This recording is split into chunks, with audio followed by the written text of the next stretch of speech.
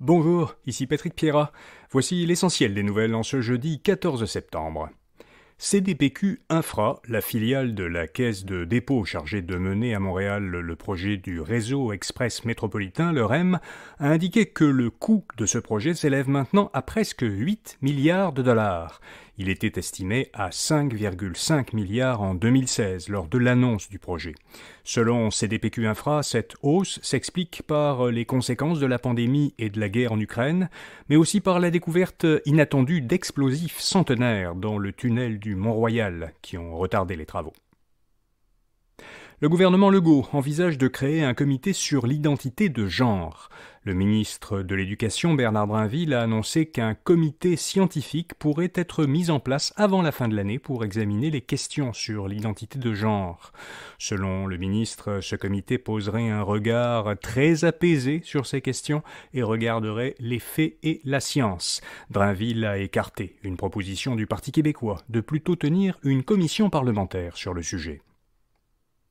Selon Radio-Canada, le ministère de la Santé du Québec a recruté depuis 2017 près de 2000 infirmières, préposées aux bénéficiaires et sages-femmes dans une vingtaine de pays d'Afrique, d'Amérique du Sud et d'Europe. D'ailleurs, le gouvernement recrute actuellement au Cameroun, en Côte d'Ivoire, au Togo et au Bénin. Le problème, c'est que, selon l'Organisation mondiale de la santé, ces 4 pays africains figurent sur la liste rouge des pays ayant les systèmes de santé les plus vulnérables. Par exemple, le Cameroun compte moins de 2 infirmières pour 10 000 habitants, contre 77 pour le Québec. Il y a donc pour une même population 40 fois plus d'infirmières ici que là-bas. Le dirigeant nord-coréen Kim Jong-un et le président russe Vladimir Poutine se sont rencontrés en Russie. Poutine a suggéré qu'il y a des domaines de coopération militaire dont les deux pays peuvent discuter.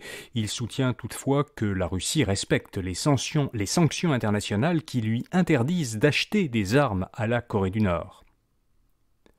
Plusieurs hauts dirigeants de grandes entreprises technologiques américaines ont participé hier au Congrès américain à Washington à une série de réunions consacrées à l'intelligence artificielle.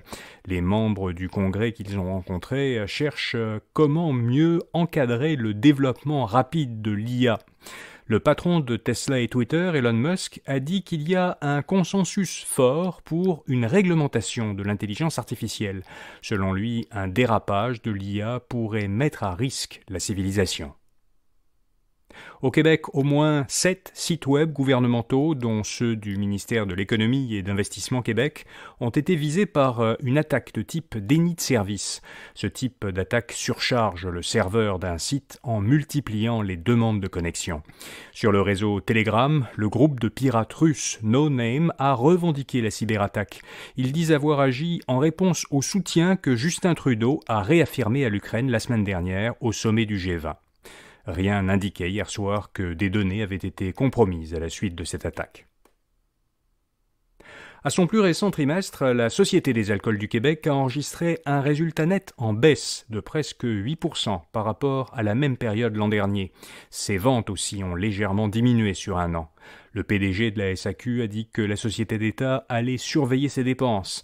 Par exemple, début novembre, elle diminuera de 15% à 10% le rabais accordé aux clients qui achètent 12 bouteilles à la fois dans ses succursales. La Société canadienne d'hypothèques et de logement, la SCHL, a haussé ses estimations sur le nombre d'habitations qui manquent au Québec pour atteindre le niveau d'abordabilité de 2004, qui est pris comme une référence de marché à peu près équilibrée. La SCHL estime maintenant que, pour atteindre ce niveau, il faudrait construire d'ici 2030 860 000 logements, soit un quart de plus qu'elle ne l'estimait l'an dernier. La SCHL explique la hausse de son estimation par la croissance plus forte que prévue de l'économie québécoise. Cette croissance pousse les salaires à la hausse, ce qui augmenterait la demande en logement. Olymel va fermer le 10 novembre son usine de désossage de Princeville dans le centre du Québec. Cette fermeture causera la perte de 300 emplois. Olymel fermera aussi une autre usine en Ontario. En avril dernier, l'entreprise avait annoncé la fermeture de l'usine d'abattage de Valley Junction en Beauce.